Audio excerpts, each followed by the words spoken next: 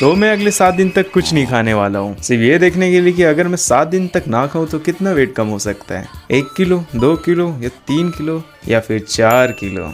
ये तो सिर्फ करके पता चलेगा। तो चलो करते हैं। तो स्टार्टिंग में मेरा वेट होता है 87 kg। तो अपना दिन का स्वाद करता हूँ मैं कॉफी के साथ, उसके बाद नाश्ते में पीता हूँ मैं पानी, उसके बाद मैं लंच में भी पीता हूँ पानी, और फिर से मैं पीता हूँ कॉफी डिनर में और थोड़ा पानी भी, जो कि मेरा 7 दिन तक सेम रूटीन रहने वाला है। पहले दिन में कम होता है मेरा 1 किलो, फिर दूसरे दिन में 1 किलो, तो ऐसे ही हर दिन आधा 1 किलो कम होते होते मेरा हो जाता है वेट 82।